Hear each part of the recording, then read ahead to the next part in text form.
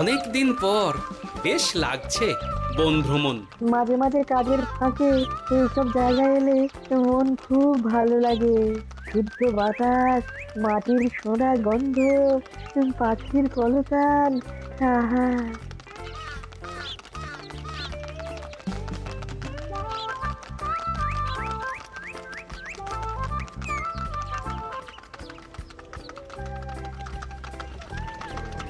মহারাজের রথ থামছে। আমরা এইখানে বসে আজ রাজকার্য পরিচালনা করব। মন্ত্রী, তুমি ঝটপট এখানে বসার বন্দোবস্ত করে দাও। আমি এক্ষুনি ব্যবস্থা করে দিচ্ছি মহারাজ। এই এখানেই আমাদের বসার জন্য ছাউনি করে দাও। এক্ষুনি করে দিচ্ছি মন্ত্রী মশাই। এরা বসার জায়গাটা করে দিক, ততক্ষণ আমরা একটু হেঁটে আসি।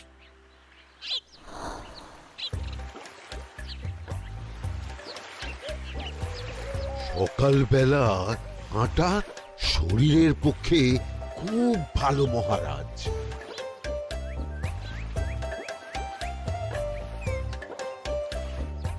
আগেকার দিনে রাজা মহারাজরা এই সব বনে মৃগয়া করতে আসতেন। মৃগয়া একদম ভালো নয় মন্ত্রী। তুমি জঙ্গলে আসছো অন্য প্রাণীদের মারতে। কেন মারবে? ওরা তো তোমার কোনো ক্ষতি করেনি। না, তা করেনি, কিন্তু তখন ওটা রাজা মহারাজাদের খেলা ছিল। শুনেছি আপনার প্রপিতামহ খুব ভালো বাঘ শিকার করতেন, অনেক বাঘ মেরেছেন। মন্ত্রী, তুমি একটা কথা হয়তো জানো না। আমার প্রপিতামহ শিকার করতেন, কিন্তু কোনো স্বাভাবিক জানোয়ারকে নয়। যে বাঘ মানুষ খেকো হয়ে প্রজাদের ক্ষতি করত, আমার প্রপিতামহ সেই সমস্ত বাঘদেরই মারতেন। এছাড়া উনি বন্য প্রাণী সংরক্ষণ করতে বড়ই ভালোবাসতেন।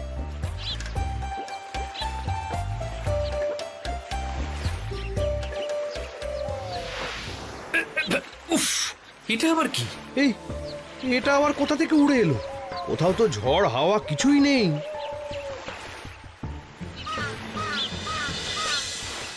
একটা ধাঁধা মহারাজ, এই কাগজে লেখা। ধাঁধা? পড়ো দেখি। জোয়ার ভাটা প্রভুর খেলা, ভাটা হবে হলে বেলা।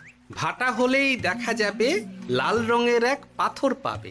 নদীর ধারে গর্ত করে যত্নে সাজাই কলস ভরে। হেথায় হোথায় ছড়িয়ে যাহা, অন্ধকারে জলে তাহা। ঢুকলে চক্ষু ঝলসে যাবে, হাতের কাছে ঘন্টা পাবে। ঠিক ঘন্টা বাজলে পরে পড়বে ঝরে থরে থরে। ঘন্টা যদি হয় ভুল, যেন তুমি হারাবে কুল। ঠিক ঘন্টা চিনতে হলে নকশা দেখো চক্ষু খুলে। সিন্দুক দেওয়ালে হাত দাও, আসল ঘটনা জেনে নাও। ওরে বাবা, খুব দীর্ঘ ধাঁধা। তা মন্ত্রী, তুমি কিছু বুঝলে? এটা একটা গুপ্তধনের নকশা। এর মধ্যে গুপ্তধন কোথায় আছে তার একটা ধারণা দেওয়া আছে। গুপ্তধন? ওটা আমাকে পেতেই হবে, পেতেই হবে। দেখি দেখি, একবার কাগজটা দাও। গোপাল, কাগজটা আগে আমার হাতে দাও, দেখি ভালো করে। এখন নদীতে জোয়ার চলছে গোপাল।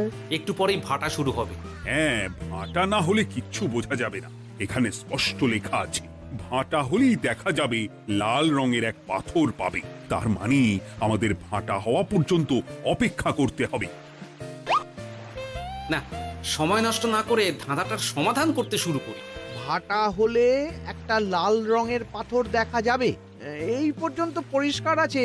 বুঝতে হবে ওর পর থেকে। পড়ো গোপাল, চলো আমরা সবাই বুদ্ধি লাগাই। নদীর ধারে গর্ত করে যত্নে সাজাই কলস ভরে। এটার অর্থ, ধাঁধাটা মাথায় বসিয়ে নিয়েছি, এবার কে কি বলবে সেটা শুনতে হবে। চলো গোপাল, আমরা ধাঁধা যেমন যেমন বলেছি তেমন তেমন ভাবেই চলি। চলুন মহারাজ, এখন আমাদের দেখতে হবে লাল পাথর। কোথায় আছে লাল পাথর? চলো চলো সবাই, চোখ কান খুলে আমরা নদীর পাড় ধরে হাঁটি। আমি একটু তফাতে হাঁটি। গুপ্তধন আমাকে একা পেতে হবে। ভাটা হলেই দেখা যাবে লাল রঙের এক পাথর পাবে। আমাকে চোখ কান খোলা রাখতে হবে। লাল পাথর, নদীর চড়ায় লাল পাথর দেখতে হবে। লাল পাথর, লাল পাথর। ওটা কি? তো এই তো লাল পাথর, লাল পাথর। ওরা অনেকটা এগিয়ে গেছে, ওদের আমার দিকে নজর নেই। এই সুযোগ, এই সুযোগ, একা একা গুপ্তধন নিয়ে পালাবো। আহ, এ- এ।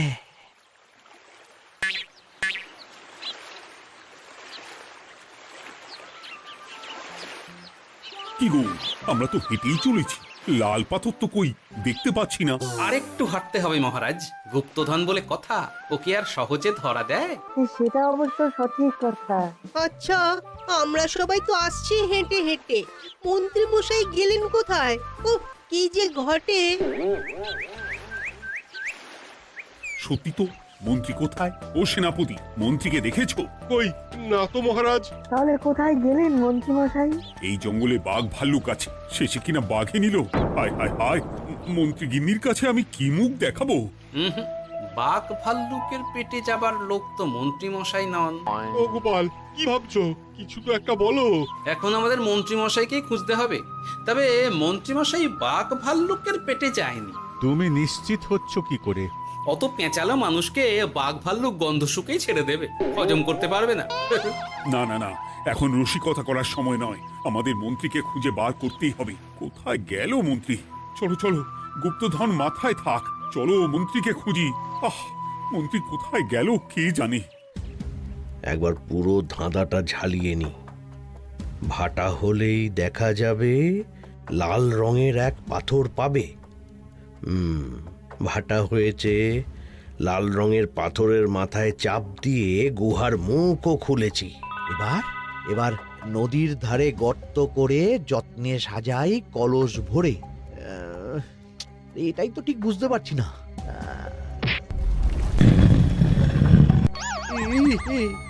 এই রে, এবার কি হবে? হ্যাঁ, মহারাজ, কোথাও একটা আওয়াজ হলো। আওয়াজটা কোন দিক থেকে হলো? চলুন সামনে এগিয়ে যাই। আমার মনে হয় আওয়াজটা সামনের দিক থেকে এলো। আমারও তাই মনে হলো। তবে কি মন্ত্রী মশাই লাল পাথরের হদিশ পেয়ে গেছেন? আমাদের চোখে পড়লো না, অথচ মন্ত্রী মশাইয়ের চোখে পড়ে গেল। আসলে আমরা কথা বলতে বলতে গেছি, তাই নজরে পড়েনি। মন্ত্রী মশাই একা একা আমাদের পেছন পেছন আসছিলেন। উনি ইচ্ছে করেই আমাদের পেছনে পেছনে আসছিলেন। নিজে একা গুপ্তধন নিয়ে যেতে চেয়েছিলেন, এখন কোথায় আছেন কে জানে।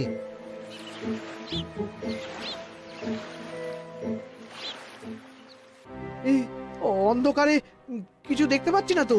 ধাঁধাতে কি ছিল? হ্যাঁ, কি ছিল? হেথায় হোথায় ছড়িয়ে যাহা, অন্ধকারে জলে তাহা, ঢুকলে চক্ষু ঝলসে যাবে, হাতের কাছে ঘন্টা পাবে। পেয়েছি পেয়েছি, ঘন্টা ঘন্টা ঘন্টাটা পেতে হবে। ঘন্টাটা ঘন্টাটা ঘন্টা। ভাটা হলেই দেখা যাবে লাল রঙের এক পাথর পাবে, নদীর ধারে গর্ত করে যত্নে সাজাই কলস ভরে, হেথায় হোথায় ছড়িয়ে যাহা, অন্ধকারে জলে তাহা, ঢুকলে চক্ষু ঝলসে যাবে, হাতের কাছে ঘন্টা পাবে। ঠিক ঘন্টা বাজলে পরে পড়বে ঝরে থরে থরে, ঘন্টা যদি হয় ভুল যেন তুমি হারাবে কুল। ঠিক ঘন্টা চিনতে হলে নকশা দেখো চক্ষু খুলে, সিন্দুক দেওয়ালে হাত দাও আসল ঘটনা জেনে না। এবারে ভালো করে ঠান্ডা মাথায় ভাবতে হবে। ভাটা হলেই দেখা যাবে লাল রঙের এক পাথর পাবে। সেই লাল পাথরটাই তো খুঁজে পাওয়া যাচ্ছে না, অথচ মন্ত্রী মশাই খুঁজে পেলেন। আওয়াজটা কোথা থেকে আসছিল? এই কাছে পিঠে এই কোথা থেকে আওয়াজটা আসছিল।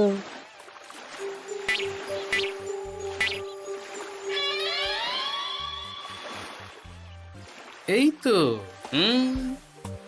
এটাই মনে হয় সেই লাল পাথর। একটু নাড়িয়ে চাড়িয়ে দেখি তো কিছু হয় কিনা।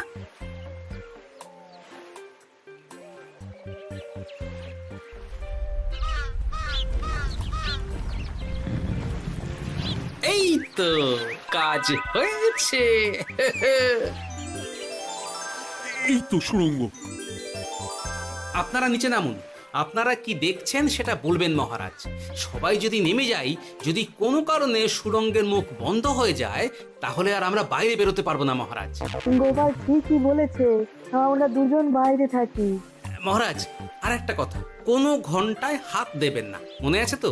ঘন্টা যদি হয় ভুল, যেন তুমি হারাবে কুল। ওরে বাবা, এই বয়সে আর কুল হারাতে চাই না। ঠিক আছে, তোমার কথাই অক্ষরে অক্ষরে পালন করব। দেখি এই সুরঙ্গে মন্ত্রী মশাইকে দেখতে পাই কিনা। চলুন মহারাজ, সুরঙ্গে নামি। সবাই সাবধানে নামো।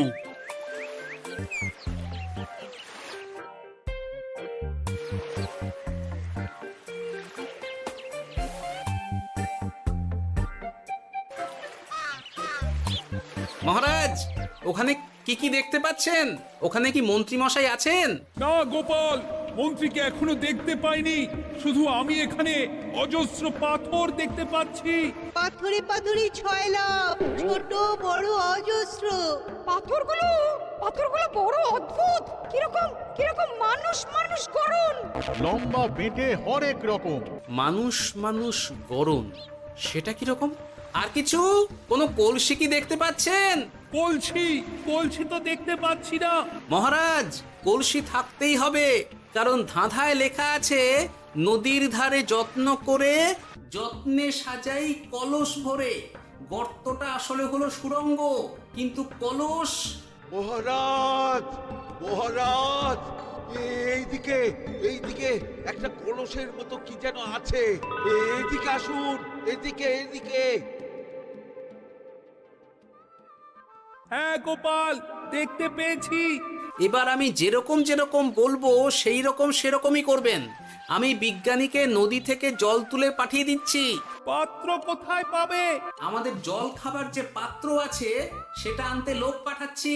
ঠিক আছে।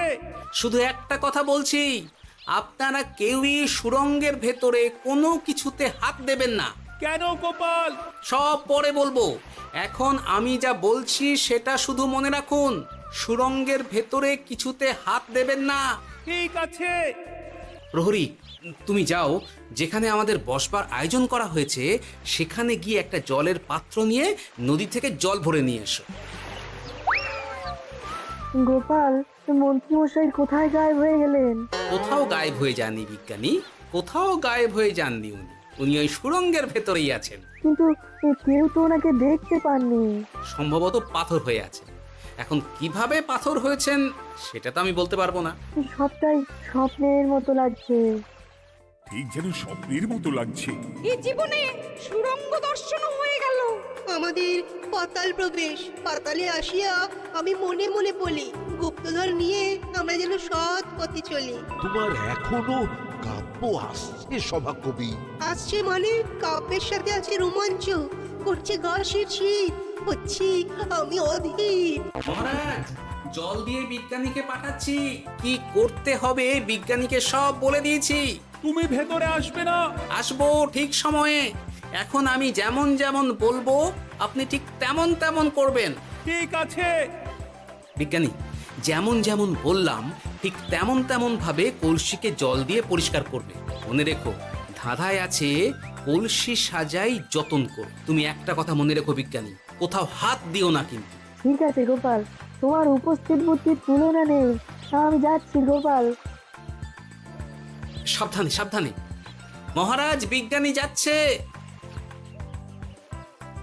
সাবধানে নামো, সাবধানে। মহারাজ, এই কলসিটা কোথায়? ওই তো, একটু সাবধানে যাও।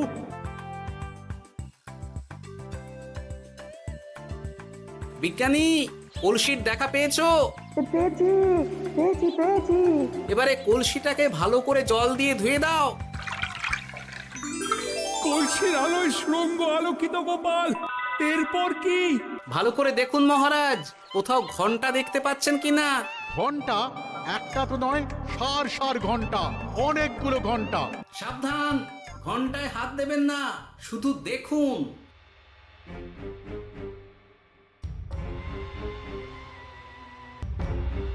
মহারাজ, আমরা গুপ্তধনের খুব কাছে চলে এসেছি। তাই নাকি? কি মজা কি মজা, এবার খাবো ক্ষীরের গজা। সভাকবি, চুপ করো। এখনো আমরা গুপ্তধন পাইনি। বাবার মুখে দাঁড়িয়ে সবগুলো তারা আঁকা। বিজ্ঞানী, কোন ঘন্টায় চাঁদের নকশা করা আছে কি? একটু দেখে বলো না। আমি আতস কাঁচ নিয়েই দেখছি, সব ঘন্টাতেই তারা আঁকা। খবরদার, কোনো ঘন্টাকেই ছোঁবে না। ঠিক আছে, কোনো কিছু না ছুঁয়ে আমি দেখছি। পেয়েছি গোপাল, চাঁদ আঁকার ঘন্টা পেয়েছি। ওই ঘন্টাটা বাজাও, বাজাও।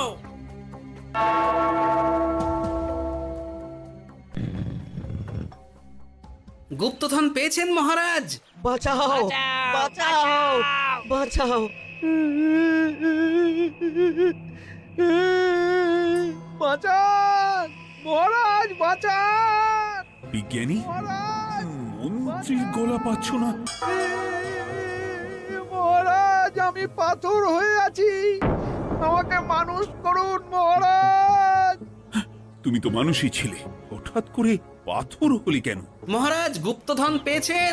পেয়েছি, তার সাথে মন্ত্রীকেও পেয়েছি। মন্ত্রী এইখানে কোথাও পাথর হয়ে দাঁড়িয়ে আছে। দাঁড়ান মহারাজ, এবার আসছি। সাবধানে এসো। আমি ভেতরে যাচ্ছি, বুঝলে? যদি কোনো কারণে দেখো পাথরটা গুহার মুখটা আটকে দিয়েছে, অমনি তোমাদের কাজ হলো পাথরটাকে ছুঁয়ে ফেলা, বুঝলে? ঠিক আছে গোপাল দাদা। আমার মনে হয় বিপদ আর কিছু ঘটবে না, তবুও সাবধানের তো মান নেই। ঠিক আছে, তুমি নিশ্চিন্তে ভেতরে যাও। বাঁচাও, আমাদের বাঁচাও, আমাদের সবাইকে মানুষ করুন। আমাকে মানুষ করুন মহারাজ। আপনাকে তো মানুষ করা হবে মন্ত্রী মশাই। আগে বলুন, আপনি পাথর হলেন কি করে? ও, মনে পড়েছে, ধাঁধার শেষ লাইন। সিন্দুক দেওয়ালে হাত দাও, আসল খবর জেনে নাও। সত্যি গোপাল, তুমি না থাকলে এই এত কিছু আমাদের সবার কাছে অজানাই থেকে যেত।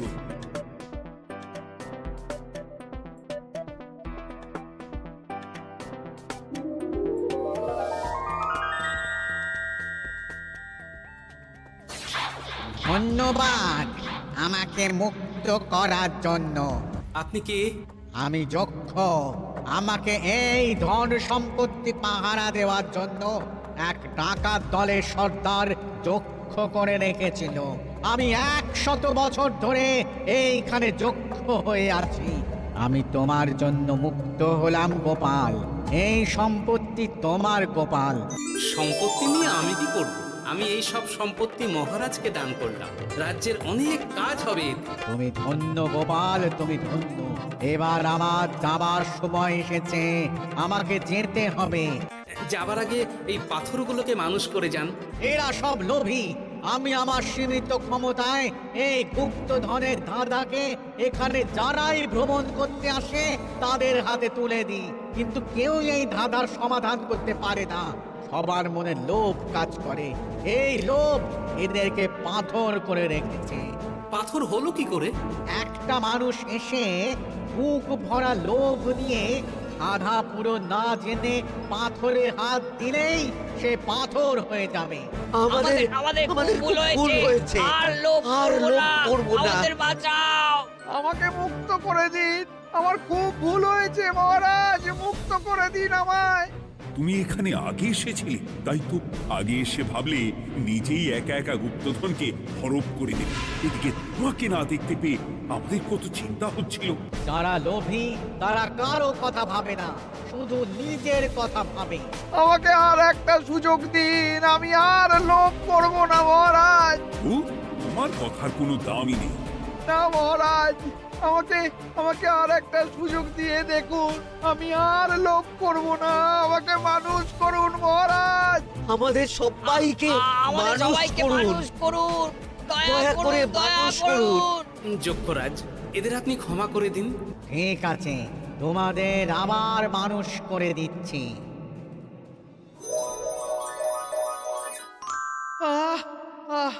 বাঁচলাম, বাঁচলাম।